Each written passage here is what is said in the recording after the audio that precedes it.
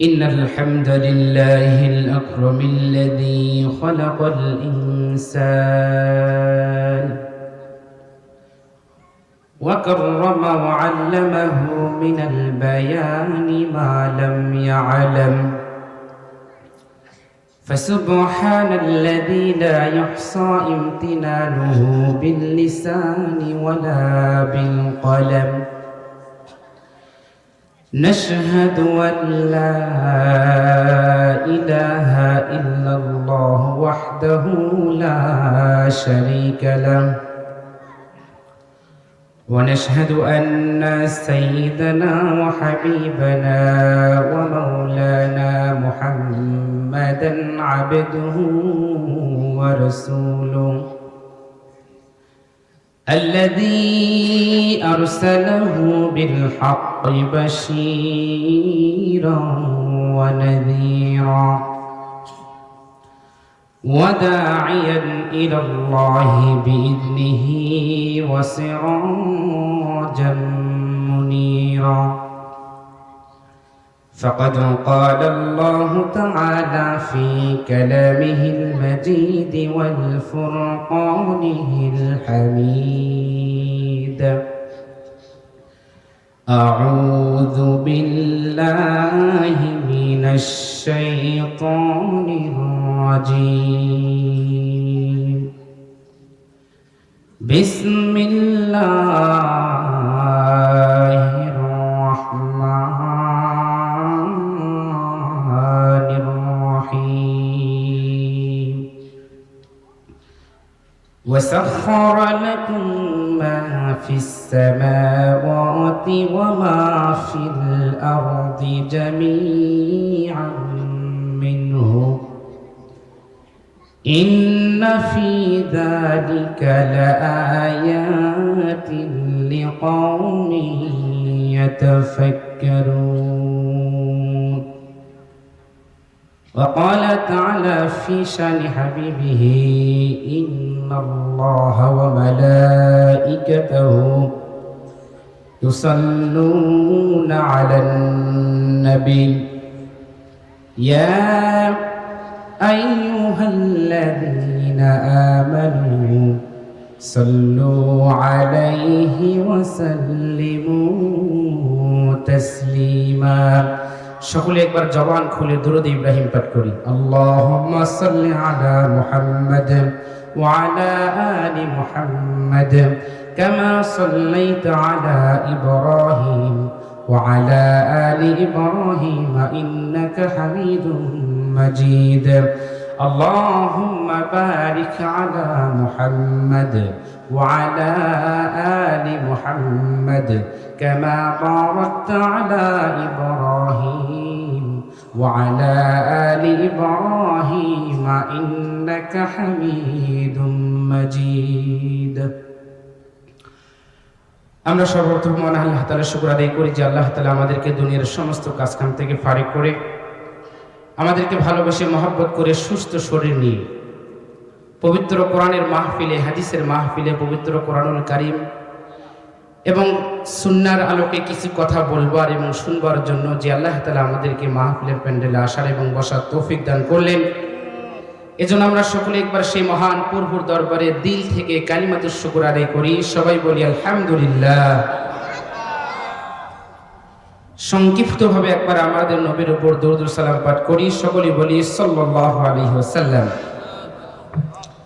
সম্মানিত ভাইরা সময় খুব অল্প আমার পরে আরো দুইজন মেহমান আলোচনা করবে সেজন্য ভূমিকায় কোনো কথা না বলে সরাসরি মূল আলোচনায় যেতে চাই তবে মূল আলোচনায় যাওয়ার আগে একটা কথা পরিষ্কার করা দরকার সেটি হচ্ছে এটা কোনো রাজনৈতিক মঞ্চ নয় সুতরাং এখানে কোনো রাজনৈতিক আলোচনা হবে না এখানে আলোচনা হবে কোরআন এবং সুন্নাহ থেকে এবং আপনারাও মূলত আসছেন কোরআন সুন্নাহর আলোকে কথা শোনার জন্য সুতরাং আলোচনা হবে কোরআন এবং হাদিস থেকে তবে কোরআন থেকে আলোচনা হবে এই কথার মিনিংসটা একটু আমাদেরকে বুঝতে হবে কোরআন থেকে আলোচনা হবে এর মানে এটা নয় যে কোরআনের আয়াত তিলাওয়াত করা হবে এবং শুধু অনুবাদ করা হবে যদি এমন হয় তাহলে এটা মূলত ওই রকম হবে আমরা ছোটবেলায় একটা কবিতা পড়ছিলাম হাট্টিমা টিম টিম তারা মাঠে পারে ডিম তাদের খাড়া দুটো শিম ছোটবেলায় যখন কবিতা পড়ছি, মুখস্থ করছি, পড়তে ভালোই মজা লাগছে, কিছু বুঝি নাই।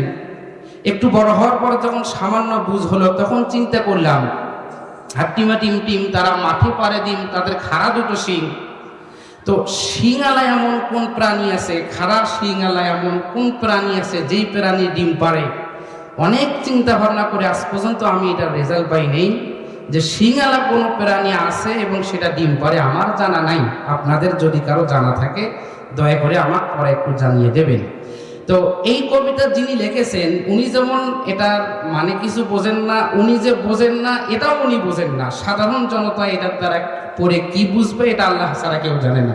সুতরাং আমি যদি শুধু কোরআন থেকে আয়াত তেলাওয়াত করি এবং অনুবাদ করি, তাহলে ওটা ওই কবিতার মতো হবে, আমিও বুঝবো না, আপনারাও বুঝবেন না।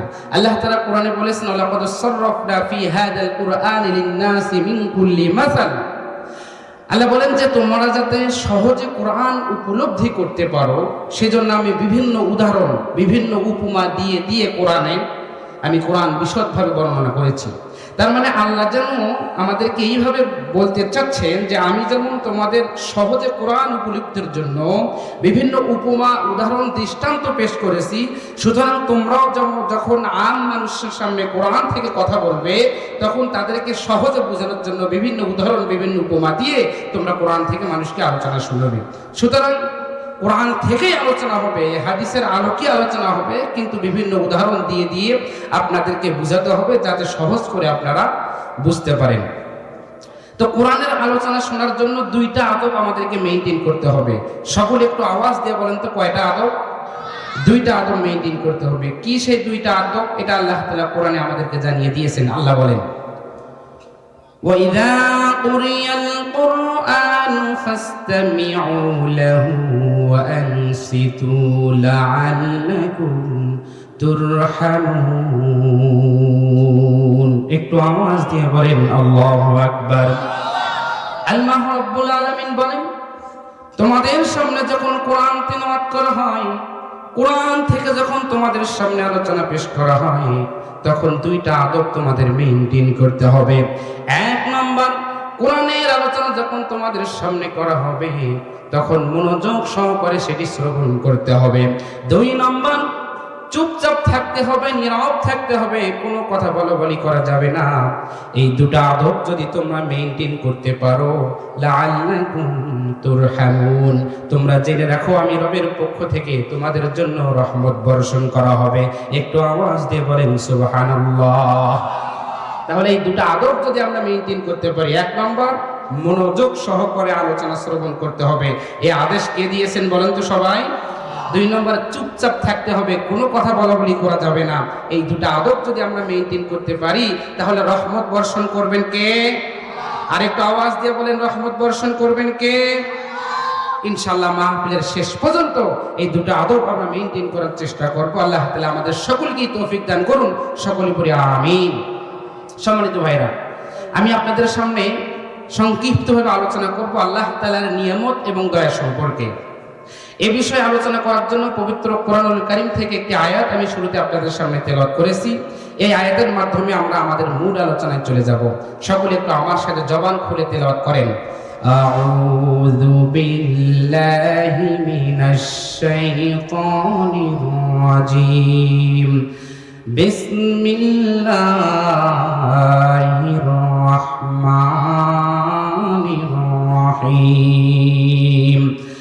وسخر لكم ما في السماوات وما في الأرض جميعا منه إن في ذلك لآيات لقوم يتفكرون الله أكبر আল্লাহ রাব্বুল আলামিন বলেন, আসমান এবং জমিনের মধ্যে আমি রব্বুল আলামিন যা কিছু সৃষ্টি করেছি, আমার সৃষ্টিগুলো একমাত্র আমি আমার বান্দার কল্যাণের জন্য নিয়োজিত করে দিয়েছি। একটু আওয়াজ দিয়ে বলেন সুবহানাল্লাহ। ওয়া ইন তাউদ্দু নি'মাতাল্লাহি লা তুহসুহা ইন্নাল্লাহা লাগফুরুর রাহিম। আল্লাহু আকবার। আল্লাহ রাব্বুল আলামিন বলেন, আমি তোমাদের কল্যাণের জন্য, তোমাদের সুবিধার জন্য এত বেশি নিয়ামত আমি পৃথিবীতে সৃষ্টি করেছি। আমার নিয়ামত যদি তোমরা গণনা করতে চাও, কিয়ামত পর্যন্ত আমার নিয়ামত তোমরা গণে শেষ করতে পারবে না। তাহলে আল্লাহ রাব্বুল আলামিন বললেন, কিয়ামত পর্যন্ত আমার নিয়ামত তোমরা গণে শেষ করতে পারবে না। যেহেতু কিয়ামত পর্যন্ত আল্লাহর নিয়ামত গণে শেষ করা সম্ভব নয়, সুতরাং কিয়ামত পর্যন্ত বলে বর্ণনা করাও সম্ভব নয়। সেজন্য আমরা আল্লাহর অসংখ্য অগণিত নিয়ামতের মধ্যে থেকে গুরুত্বপূর্ণ 3টা নিয়ামত সম্পর্কে বর্তমান প্রেক্ষাপটের আলোকে আমরা আলোচনা করার চেষ্টা করব ইনশাআল্লাহ। আল্লাহর পক্ষ থেকে আমাদের জন্য সবচেয়ে গুরুত্বপূর্ণ এবং দামি নিয়ামত হচ্ছে, তিনি আমাদেরকে মুসলিম বানিয়েছেন, তিনি আমাদেরকে মুসলমান বানিয়েছেন। মুসলমানের পরিবারে, মুসলমানের ঘরে জন্মগ্রহণ করার তৌফিক দান করেছেন। এটা আমাদের জন্য আল্লাহর পক্ষ থেকে অনেক বড়, দামি এবং গুরুত্বপূর্ণ নিয়ামত। এ সম্পর্কে আল্লাহ তাআলা পবিত্র কোরআনে ইরশাদ করেন, আল্লাহ বলেন, ইয়ামুন্নুনা আলাইকা আন আসলামু কুল লা তামুন্নু আলাইয়া ইসলামাকুম বালিল্লাহু ইয়ামুন্নু আলাইকুম আন হাদাকুম লিল ঈমানি ইন কুনতুম সাদিকিন। আল্লাহু আকবার। আল্লাহ রাব্বুল আলামিন বলেন, আমি চাইলে তোমাদেরকে মুসলিম না বানাইয়া, মুসলিম পরিবারে জন্ম না দিয়ে অমুসলিম কোন পরিবারে জন্ম দিতে পারতাম। আমি চাইলে তোমাদেরকে মুসলিম না বানাইয়া হিন্দু, বৌদ্ধ, ইহুদি, খ্রিস্টান এদের মতো আমি তোমাদেরকে বানাইতে পারতাম। কিন্তু সেটা না করে তোমাদের জন্য দয়া মায়া করে আমি রব্বুল আলামিন তোমাদেরকে যে মুসলিম বানিয়েছি, আমি যে তোমাদেরকে মুসলমানের পরিবারে জন্মগ্রহণ করার সুযোগ দিয়েছি, এটা আমার পক্ষ থেকে তোমাদের জন্য অনেক বড় দামি নিয়ামত। কারণ হলো আল্লাহ বলেন, ইন্নাদ-দীনা ইনদাল্লাহিল ইসলাম, আমার কাছে একমাত্র গ্রহণযোগ্য মানব জীবন ব্যবস্থা হচ্ছে ইসলাম।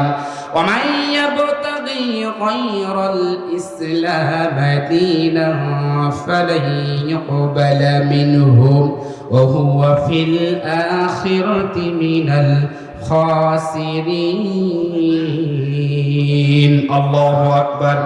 আল্লাহ রাব্বুল আলামিন বলেন, যে ব্যক্তি ইসলামী আদর্শ বাদ দিয়ে, ইসলাম ধর্ম বাদ দিয়ে অন্য কোন ধর্ম মোতাবেক চলবে, ইসলামী আদর্শ বাদ দিয়ে অন্য কোন আদর্শ মোতাবেক চলবে, ফালাই ইউকবালা মিনহু, সেটা আমার কাছে কখনো গ্রহণযোগ্য হবে না। বরং ইসলাম বাদ দিয়ে অন্য ধর্ম মোতাবেক চললে, অন্য আদর্শ মোতাবেক নিজের জীবন গড়ে তুললে, সে কিয়ামতের দিন ক্ষতিগ্রস্তদের অন্তর্ভুক্ত হয়ে যাবে। পক্ষান্তরে যে ব্যক্তি ইসলামী আদর্শ মোতাবেক নিজের জীবনকে গড়ে তুলবে, তার জন্য আল্লাহ রাব্বুল আলামিন পবিত্র কোরআনে সুসংবাদ জানিয়ে দিয়েছেন। আল্লাহ বলেন, বালা মান আসলামা ওয়াজহাহু লিল্লাহি ওয়া হুয়া মুহসিনুন ফালাহু আজরুহু ইনদা রাব্বিহি ওয়ালা খাউফুন আলাইহিম ওয়ালা হুম ইয়াহজানুন। আল্লাহু আকবার। আল্লাহ রাব্বুল আলামিন বলেন, যে ব্যক্তি ইসলামী আদর্শ মোতাবেক নিজের জীবনকে গড়ে তুলবে, আমার কাছে যে ব্যক্তি আত্মসমর্পণ করবে, তার জন্য পুরস্কার হলো আমি রবের পক্ষ থেকে, তার জন্য পুরস্কার হলো তার কোনো ভয় নেই, তার কোনো চিন্তা নাই। আমি রবের পক্ষ থেকে তার জন্য পুরস্কার রয়েছে, প্রতিদান রয়েছে।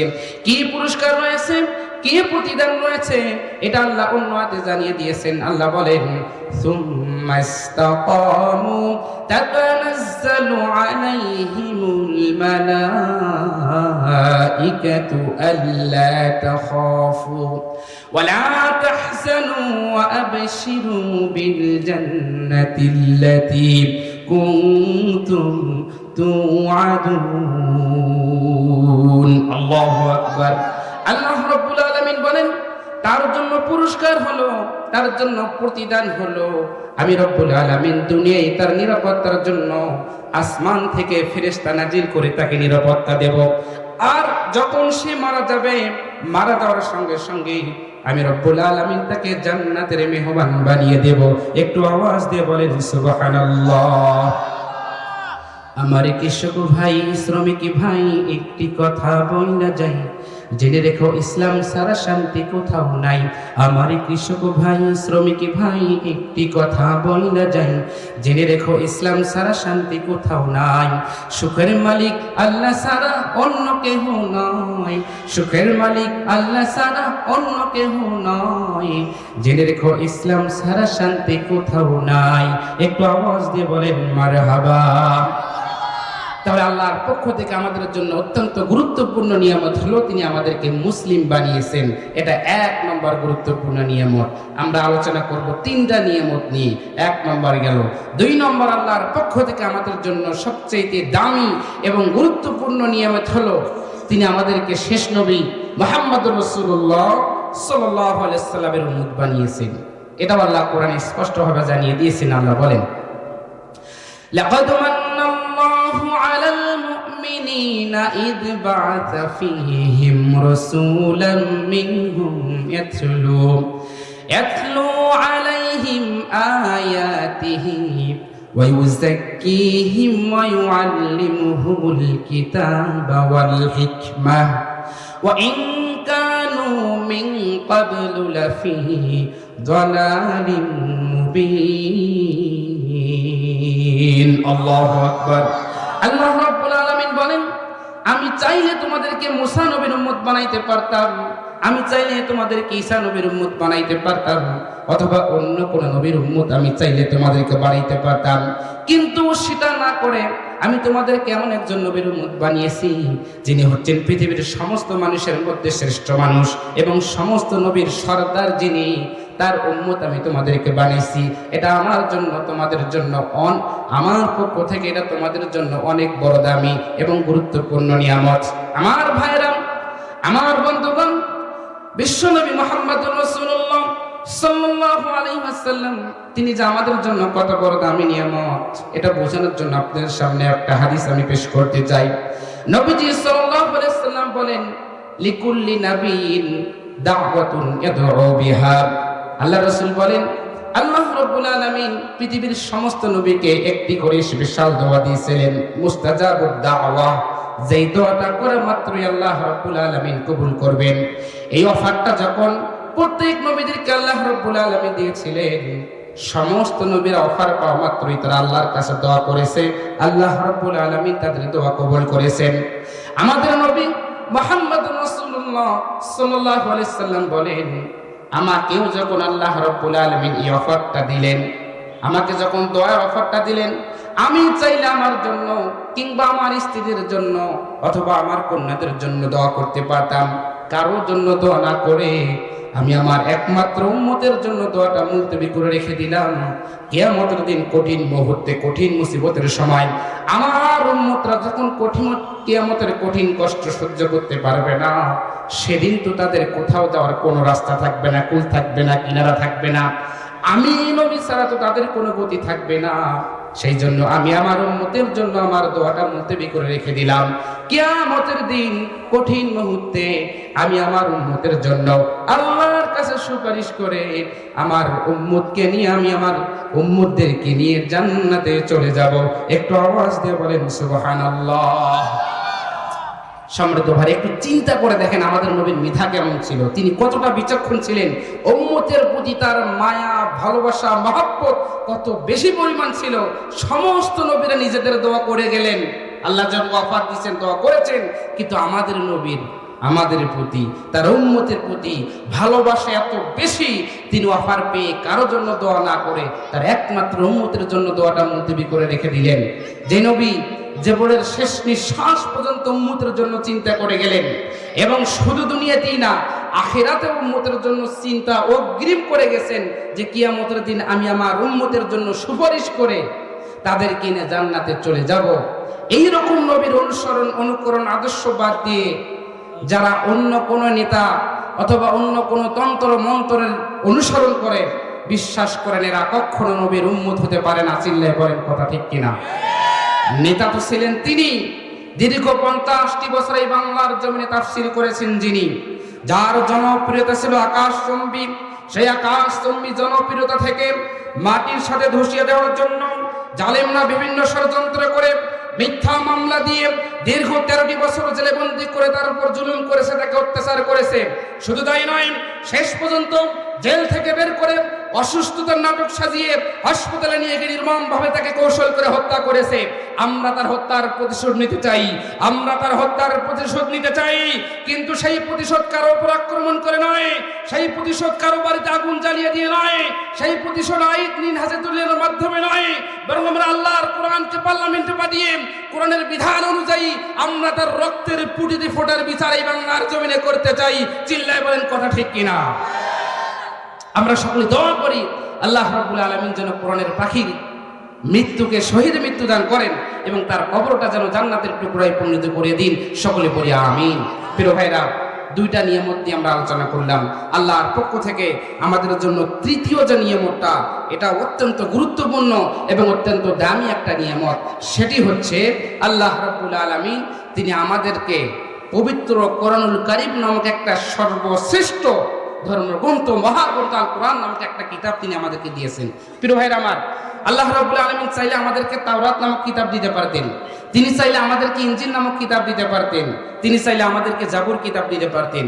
কিন্তু সেটা না করে তিনি আমাদেরকে এমন একটি কিতাব দিয়েছেন যেই কিতাব নাজিল হয়েছিল মুহাম্মদ সাল্লাল্লাহু আলাইহি সাল্লামের উপর। মুহাম্মদ সাল্লাল্লাহু আলাইহি সাল্লাম হয়েছেন শ্রেষ্ঠ নবী। যেই কিতাব নাজিল হয়েছিল রমজান মাসে, রমজান মাস হয়েছে শ্রেষ্ঠ মাস। যেই কিতাব নাজিল হয়েছিল লাইলাতুল কদরে, লাইলাতুল কদর হয়েছে শ্রেষ্ঠ রাত। তাহলে চিন্তা করুন, যেই কিতাব নবীর উপর নাজিল হয়েছে জন্য নবী শ্রেষ্ঠ নবী হয়েছেন, যেই কিতাব রমজান মাসে নাজিল হয়েছে জন্য রমজান মাস শ্রেষ্ঠ মাস হয়েছে, যেই কিতাব লাইলাতুল কদরে নাজিল হয়েছে জন্য লাইলাতুল কদর শ্রেষ্ঠ রাত হয়েছে, সেই কিতাব যাদের উপর তথা আমাদের উপর নাজিল হয়েছে, একটু বলেন তো আমাদের সম্মান কম না বেশি? কম না বেশি? অনেক বেশি সম্মান আমাদের। প্রিয় ভাইরা, এই যে আপনাদের হাতে, অনেকেরই হাতে টাচফোন আছে, টাচফোন। তো এই যে টাচফোন আপনারা ব্যবহার করেন, এই ফোনে কিন্তু ক্যালকুলেটর আছে না নাই বলেন তো? এই ক্যালকুলেটরটা আমরা অনেক সময় হিসাবপাতি করার জন্য ব্যবহার করে থাকি। অনুরূপভাবে মোবাইলে টর্চ লাইট আছে সবার, এই টর্চ লাইটটা আমরা রাতের অন্ধকারে আলো হিসাবে ব্যবহার করি। এবং মোবাইলে ক্যামেরা আছে, ক্যামেরা দিয়ে আমরা ছবি তুলি, ভিডিও করি, ভিডিও দেখি। কিন্তু শুধুমাত্র ক্যালকুলেটর হিসাবে মোবাইলটি ব্যবহার করার জন্য অথবা রাতের বেলা টর্চ লাইট হিসেবে ব্যবহার করার জন্য কিংবা ক্যামেরা দিয়ে ছবি তোলার জন্য, ভিডিও দেখার জন্য, ভিডিও করার জন্য কি শুধুমাত্র মোবাইলটা আবিষ্কার করা হয়েছে? মোবাইল আবিষ্কার করার অন্যতম উদ্দেশ্য হলো দূরে থাকা স্বজনদের সঙ্গে কথোপকথন করার জন্য এই মোবাইলটা আবিষ্কার করা হয়েছে। অনুরূপভাবে আল্লাহ রাব্বুল আলামিন পবিত্র কোরআনুল কারীমকে গোটা পৃথিবীর মানুষের হিদায়াতের জন্য নাজিল করেছেন। এই কোরআন পড়ে যদি কোনো অসুস্থ ব্যক্তিকে ফু দেওয়া যায়, আল্লাহ রাব্বুল আলামিন তার অসুখ ভালো করে দেন। এই কোরআন পড়ে যদি কোনো জিনি ধরা ব্যক্তিকে ফু দেওয়া যায়, জেন দূর হয়ে যায়। শুধু তাই নয়, এই কোরআন যদি কোনো ব্যক্তি তিলাওয়াত করে, অক্ষর প্রতি 10টি করে নেকি তাকে দেওয়া হয়। কিন্তু শুধুমাত্র কোরআন পড়ে অসুস্থ ব্যক্তির অসুখ ভালো করবার জন্য, যিনি ধরা ব্যক্তির জেন দূর করবার জন্য এবং কোরআন তিলাওয়াত করে অক্ষর প্রতি 10টি করে নেকি অর্জন করবার জন্য আল্লাহ রাব্বুল আলামিন কেবলমাত্র কোরআন পৃথিবীতে নাজিল করেন নাই, বরং কোরআন আল্লাহ কেন নাজিল করেছেন এটার জবাব আল্লাহ নিজেই কোরআনে দিয়েছেন। আল্লাহ বলেন, ইন্না আনজালনা ইলাইকাল কিতাবা বিল হাক্কি লিতাহকুমা বাইনান নাস। আল্লাহ রাব্বুল আলামিন বলেন, হে নবী, আমি আপনার প্রতি যে কিতাবটা নাজিল করলাম, লিতাহকুমা বাইনান নাস, মানুষের মধ্যে সঠিক এবং ন্যায় বিচার বাস্তবায়ন করার জন্য আমি রব্বুল আলামিন পৃথিবীতে কোরআন নাজিল করেছি। একটু আওয়াজ দিয়ে বলেন সুবহানাল্লাহ। তার মানে ইউনিয়ন পরিষদ থেকে নিয়ে শুরু করে সুপ্রিম কোর্টের আপিল পরিষদ পর্যন্ত সবখানি কোরআন দিয়ে বিচার ফয়সালা করার জন্য আল্লাহ রাব্বুল আলামিন পবিত্র কোরআন পৃথিবীতে নাজিল করেছেন। একটু আওয়াজ দিয়ে বলেন সুবহানাল্লাহ। আমার ভাইরা, আমার বন্ধুগণ, বিশ্বাস করেন, এই কোরআনের আইন যদি বাংলার জমিনে চালু হয়, ইসলামী রাষ্ট্র যদি বাংলার জমিনে প্রতিষ্ঠিত হয়, কোনো ধরনের অন্যায় থাকবে না, অপরাধ থাকবে না, চুরি থাকবে না, জেনা থাকবে না, দুর্নীতি থাকবে না, সব অপরাধ অটোমেটিক দূর হয়ে যাবে। পুরা বাংলাদেশটা একটা জান্নাতের টুকরায় পরিণত হয়ে যাবে। বলেন সুবহানাল্লাহ। কিভাবে সম্ভব? সম্মানিত ভাইরা, আলোচনা দীর্ঘায়িত করা যাচ্ছে না, আমাদের সময় খুব অল্প। আমাদের দ্বিতীয় মেহমান এখন আসবেন। তো যতটুকু কথা বললাম, আমরা আলোচনা করেছিলাম যে আল্লাহর অসংখ্য অগণিত নিয়ামত সম্পর্কে। তো আমরা আল্লাহর গুরুত্বপূর্ণ তিনটা নিয়ামত সম্পর্কে আলোচনা করলাম। এক নম্বর হচ্ছে আল্লাহ রাব্বুল আলামিন তিনি আমাদেরকে মুসলিম বানিয়েছেন, এটা আমাদের জন্য অনেক বড় নিয়ামত। তিনি চাইলে আমাদেরকে অমুসলিম বানাইতে পারতেন, সেটা না করে তিনি আমাদেরকে মুসলিম বানিয়েছেন। এটার শুকরিয়া আমি মনে করি আমরা যদি কিয়ামত পর্যন্ত আল্লাহর কৃতজ্ঞতা করি তাহলে আমরা এই কৃতজ্ঞতা শেষ করতে পারবো না। দ্বিতীয় নম্বর, তিনি আমাদেরকে এমন একজন নবী দিয়েছেন যিনি আমাদের জন্য সুপারিশ করে কিয়ামতের দিন জান্নাতে নিয়ে যাবেন এবং জীবনের শেষ নিঃশ্বাস পর্যন্ত যিনি আমাদের জন্য চিন্তা করে গেছেন। 3 নম্বর, আল্লাহ রাব্বুল আলামিন আমাদেরকে পবিত্র কোরআনুল কারীম নামক একটা ধর্মগ্রন্থ, মহাগ্রন্থ আল কোরআন নামক একটা কিতাব তিনি আমাদেরকে দিয়েছেন। আল্লাহ রাব্বুল আলামিন এই 3টা গুরুত্বপূর্ণ নিয়ামতের যথাযথ আমাদেরকে মূল্যায়ন করার তৌফিক দান করেন। সকলে পড়ে আমিন। ওয়া আখিরি দাওয়ানা আলহামদুলিল্লাহি রাব্বিল আলামিন। আসসালামু আলাইকুম ওয়া রাহমাতুল্লাহ।